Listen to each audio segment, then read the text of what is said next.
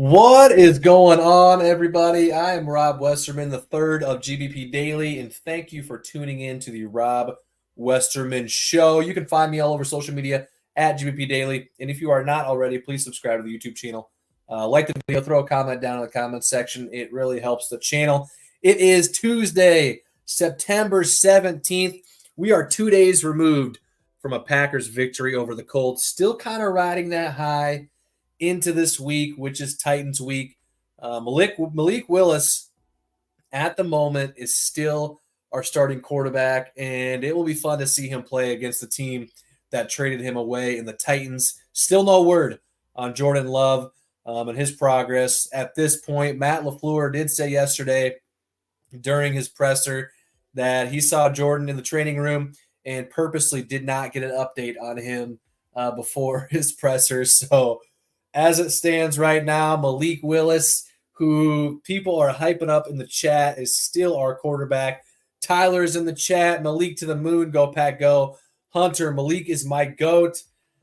Alec, go Pack go. It's Jared, go Pack go. Good to see you guys chopping it up in the chat this morning. Thanks for tuning in. Appreciate you guys. Sticking with the Jordan topic, Rob Demovsky did say yesterday on ESPN Milwaukee that he was told that Jordan was very close to playing on Sunday against the Colts. That's interesting because we all saw that Ian Rappaport came out with a report a few days ago saying he doesn't expect him to be back for several weeks. So nothing new here, just an interesting tidbit from Rob Demovsky yesterday that he legit heard Jordan was really close to playing on Sunday. So obviously that is the main thing Packers related that we will all be monitoring this week. Sounds like Jordan's a little closer than what the mainstream media or the national media thinks as far as a return, excuse me. So will he play this weekend? I doubt it. Would I be fine with him not playing? Absolutely. I think Malik Willis and our squad as a whole have a great chance against the Titans, who I think are a worse team than the Colts. So, all right, we're 1-1 heading into week 3. We're traveling to Tennessee this Sunday to take on the Titans. I think, as I just said, I'm feeling pretty similar to the rest of you guys in saying, I'm feeling pretty good about the game on Sunday. I said it yesterday on the show that although I was pretty optimistic about the Colts game, I think the Titans, they're 0-2. I think they're an even worse team than the Colts. So it's definitely a game we have a good chance at winning, even with Malik Willis at the helm. Am I alone in thinking that? I might be. I'm pretty homer optimistic, kind of an outlook on most things. So let's hop in the chat here and see what the vibe is. Hunter, how hard is it for us to play a good 4 quarters of a game? Had over 200 in the first half, then struggled extremely bad and got bailed out by the defense in the second half. Hunter, we can never win big, it seems like. Even with the Cowboys game last year during the playoffs, it seemed like we were just destroying them all game long. And then somehow they clawed their way back within 2 scores at the end of that game, keeping us on the edge of our seat and making us tune in. Is this the NFL scripting games so that we don't turn them off or what? Because if it is NFL, and if you are listening, there's never a game that I would turn off. There's never a game that I would leave early, ever. So would you quit doing that, please? Hunter, I agree, though. Yeah, we were wrecking shop the first half. You got to give credit to the Colts, though. Here's my coaching line that coach said. You got to give credit to the Colts. They did come out, make some adjustments in the second half, stop the run pretty dang good, and they got a touchdown, and they got a field goal, and they came up short, but yeah, everything is always made interesting, all right? So, Hunter, appreciate you hopping on, man. Hope you have a good Tuesday. Tyler, not alone at all. Malik is going to get his get back on the Titans. Absolutely, Tyler. I completely agree. I'm comfortable with Malik Willis at quarterback, more so this weekend mainly because the Titans aren't as good as the Colts, at least in my opinion, and he's got an extra week to prepare. He's got a game under his belt as our quarterback, so all signs are pointing up. So you'd love to see it. Kashi, I only leave games early if I didn't pay for it. All right, I like it. I like it. What else we got?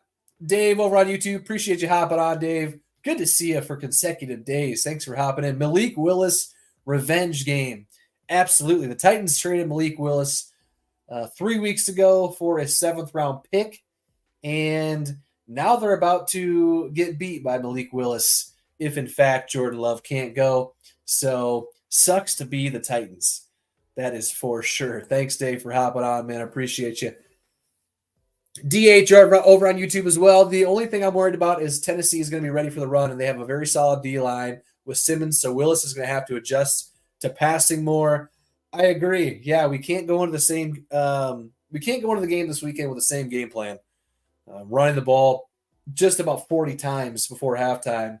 So got to switch it up a little bit. Get some more screens. Get some more jet sweeps going. Get some easy completions to the wide receivers. But I also think Malik is comfortable throwing the ball. Obviously not as well as Jordan does. He's not going to spin it like Jordan does, but he made some good plays last weekend, and I think that's promising. So hopefully we can even out the game plan a little bit, at least on offense, and keep riding that defensive high from last Sunday. I mean, we only allowed 10 points and only allowed 3 points the entire game up until the fourth quarter. Late in the fourth when they scored that touchdown to a wide open, of course, Alec Pierce. Looked like Keyshawn Nixon and Jair got a little miscombobulated on the coverage. Not sure if that's Keyshawn's fault. It sure looked like it, but I'm not a film guru, so I'll leave that to the professionals. But yeah, we did pretty good on defense last Sunday, so hopefully we can keep it up. DH again, I would bet my life savings that Love plays next week. DH, don't do that. Don't do that. I don't know what you're hearing or what you're seeing about Love playing this weekend, being so confident that you are, but don't be doing that because we saw all last week. You know, Jordan Love's day to day. He's questionable. Well, then they had a walkthrough on Saturday. They downgraded him to doubtful.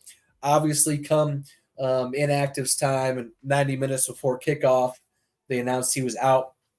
Now, he walked out on the field of the tunnel looking pretty good, had a sleeve on his left leg that he had the injury on, and yeah, looked good, but I don't know. We'll see. As in next week, I mean the Vikings game, just a heads up. Okay, making me a little more comfortable here. I didn't want you to lose everything. So, yeah, that's where my head's at too. I think he's going to come back for the Vikings game in week 4. And I'm excited for it. So, DH, thanks for hopping in.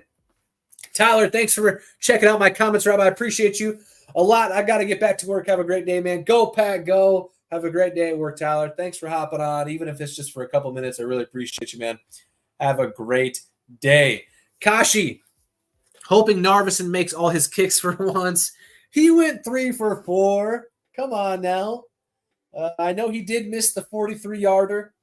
That's tough. Those have got to be somewhat gimmies. But and it came, of course, in a crucial point in the game. You hate to see it, but he did go 3 for 4 and hit his extra point. So, I don't know. He's an undrafted free agent. He's an undrafted rookie. So, give him a little bit of time. A little bit of time. I think he's kind of coming into his own here.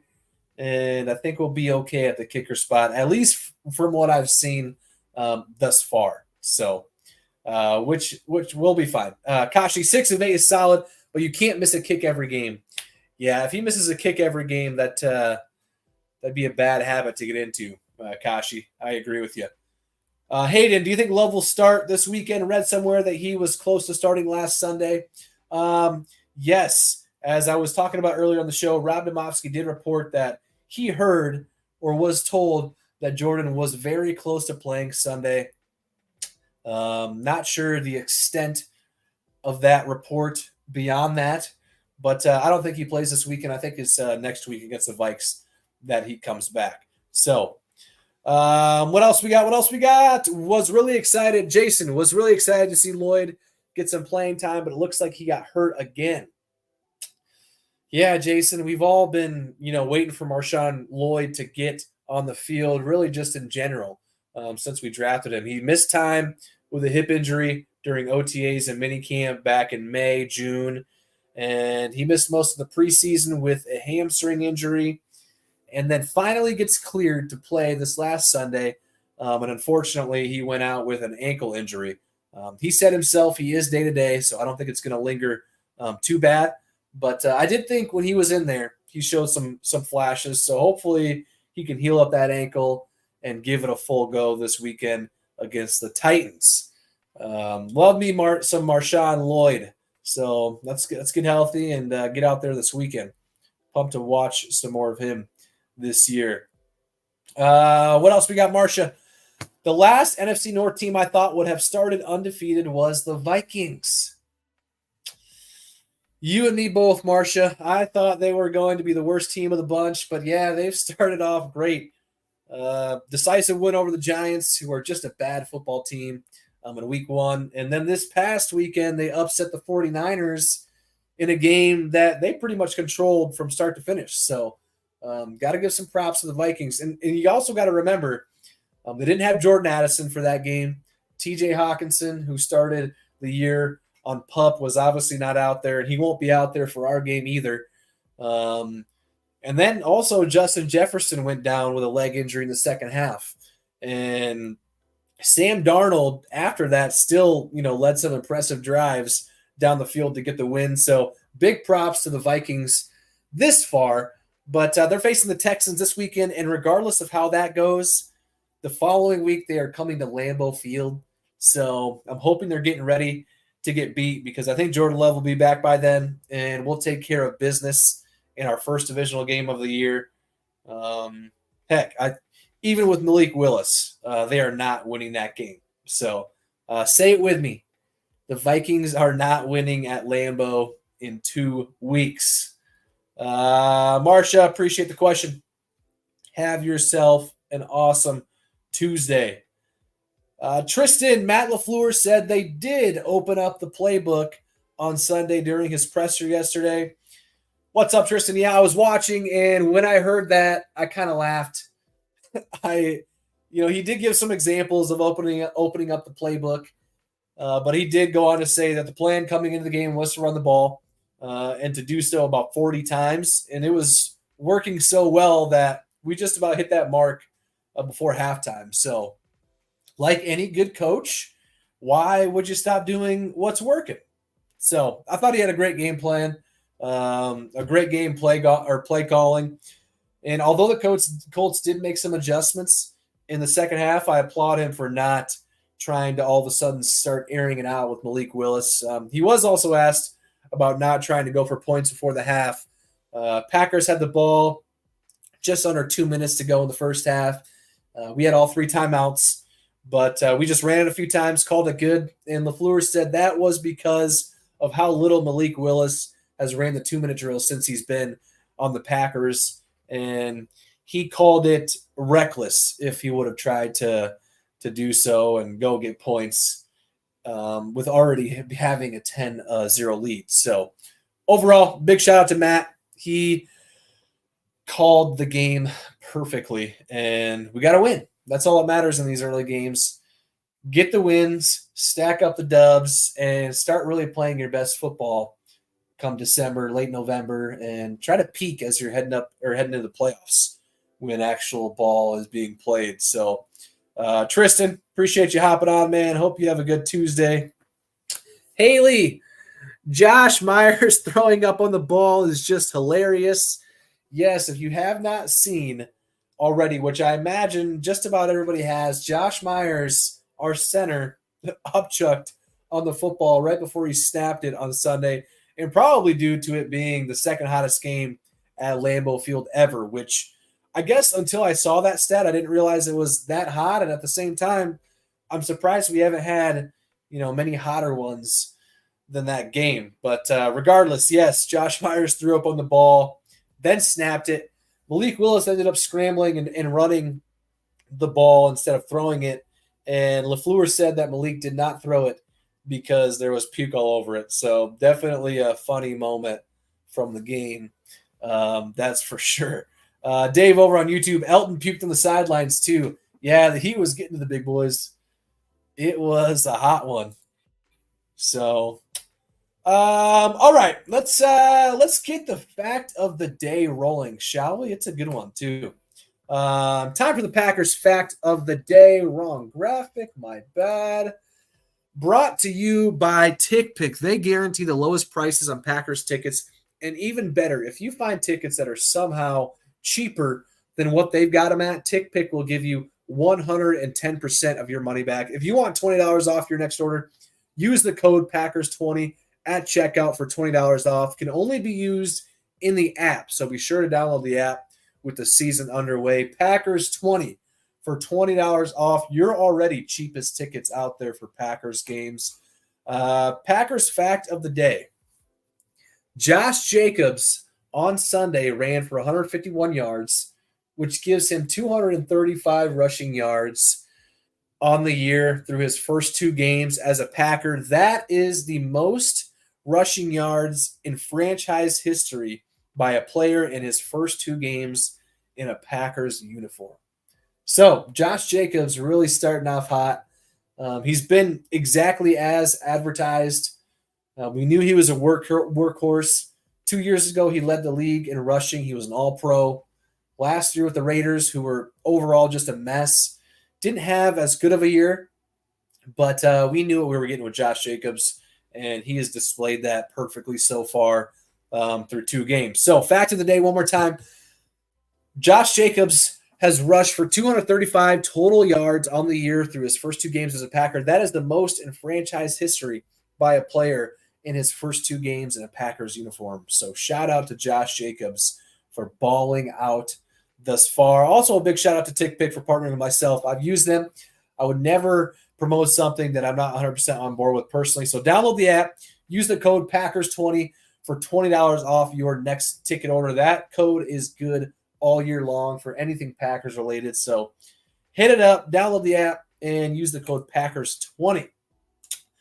What else we got? Kashi, game of the year so far. Honestly, I thought last night was great. Yeah, last night's game was against the Eagles and the Falcons. And Kirk Cousins and co. led a game-winning drive with, about a minute left. And, threw a touchdown to Drake London with about 30 seconds left. And then Jalen Hurts ended up throwing a pick on the ensuing drive, which I felt like he didn't need to throw or didn't need to do that. So Eagles lost at home to the Falcons. Not as much scoring as I would have thought, but definitely up for a candidate of game of the year for sure. So Eagles get the loss. They did. I thought they didn't really look that good last night, which makes our loss even worse in week 1. But we're not going to get into that. So Kashi, appreciate you hopping on over on YouTube. What else we got? Dennis, what game are you most excited for this season? Dennis, in general, like from a general standpoint, I'm pretty excited about the 49ers game. They're coming to Lambeau Field in late November, and after how last season ended, it would be nice to get a win over them, and hopefully at that point we're in play for some sort of playoff seeding, making that potential win mean even more. But for personal reasons, definitely excited about the Miami Dolphins game on Thanksgiving due to the fact that I will be going to the game with some family of mine. So apologies to my family back home celebrating Thanksgiving like everybody should, hanging out with family, sitting around the dinner table. I will be up in Lambeau Field, which I've said it many times, and I'll continue to say it. There is not one place in the entire world that I would rather be than at Lambeau Field on a game day. So my absolute favorite place to be, as I'm sure many can relate to. So celebrating Thanksgiving at Lambeau Field will definitely be legendary. Another fun game will be the Bears at Lambeau in Week 18. I'm thinking it'll be kind of a put you out of your misery game. for us to Chicago, hoping Chicago continues their underwhelming season. And at that point, hopefully we can just stop on them, end their season in the only way we know how, which is with a season-ending loss. So week 18 against Chicago, Lambeau Field, another exciting one. Let's get the win, put them out of their misery, give them something to sulk on, and remember until next season, assuming they miss the playoffs. All right, guys, that is going to do it for me today as far as the show goes. But as you know, and as I always say, the content never stops. I'm always posting anything Packers related all day, every day. So please follow me on social media at GDP Daily. Subscribe to the YouTube channel at GDP Daily as well if you are not already. So I will be back and at it again tomorrow. So until then, I will catch you guys later. Thank you.